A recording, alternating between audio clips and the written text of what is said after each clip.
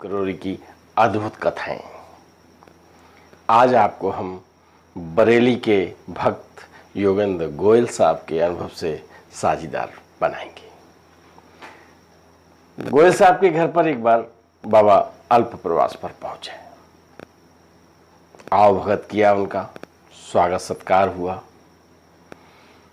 अब गोयल साहब कहीं से आए हुए थे, खुद भी थके हुए थे, थोड़ा बुखार भी था उन्हें, सब कुछ टूटन थी शरीर में।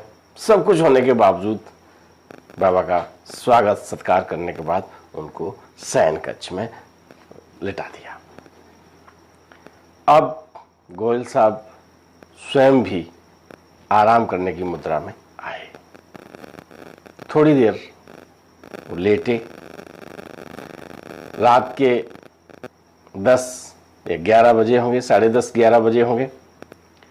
बाबा उठे, बोले भाई अब तो कैंची धाम चलना है। गुल साहब ने कहा कि रात है, गुरुदेव तबीयत भी खराब है, सिर में दर्द हो रहा है, सुबह चलते हैं, क्या बात है, सुबह हम पहुंचा देंगे आपको। बाबा ने कहा नहीं चलता है तो मत चल, मैं अकेला चला जाऊंगा। बुझे मन से योगेंद्र ने गाड़ी निकाली, बाबा को बिठाया और चल दिए। जब तक वो साधारण रास्ता, प्लेन रास्ता चलता रहा हल्द्वानी काठगोदाम तक, तो लगा कि ठीक है, चला लूंगा गाड़ी। लेकिन शरीर की भी एक क्षमता होती है और वेदना में हो तो व्यक्ति थोड़ा सा कष्ट महसूस कर रहा है। गोयल साहब वही कष्ट महसूस कर रहे थे, लेकिन बाबा से ना करने की हिम्मत नहीं थी। अब गाड़ी ले आए थे तो जाना तो था ही कैंची धाम, लेकिन उन्हें डर ये था कि अब हम काठगोदाम से आगे गेठिया तक पहुंच गए हैं, तो गेठिया तक पहुंचने के बाद पहाड़ों के मोड़ आते हैं। एक तरफ सड़क है, दूसरी तरफ खाई है।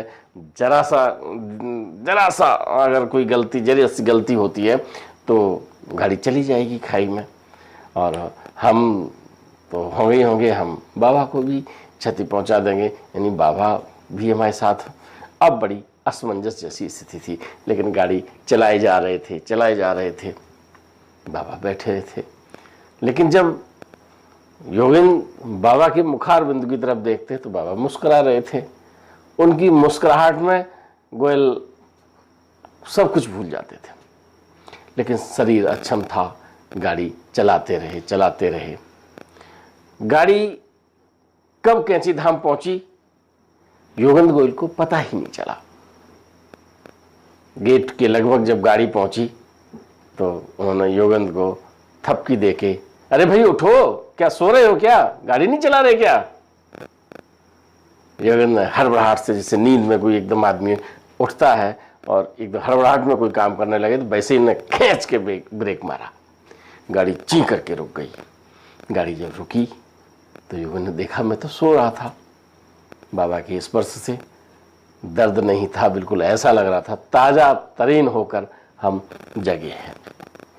उन्होंने देखा कि हम निंद्रा में ही गाड़ी यहाँ तक ले आए, तो गाड़ी योगेंद्र नहीं चला रहे थे, गाड़ी बाबा के प्रताप से ही चल रही थी। और वो जानते थे कि हमारा भक्त कष्ट में है, लेकिन भक्त की भी कभी कभी परीक्षा होती है, भगवान परीक्षा लेते हैं।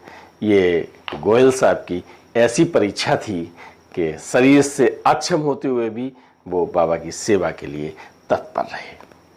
ये कहानी कैसी लगी? यदि अच्छी लगी तो लाइक कीजिए, शेयर कीजिए। यदि आपने हमारे वीडियो को अभी तक, हमारे चैनल को सब्सक्राइब नहीं किया है तो सब्सक्राइब कीजिए। जय हिंद।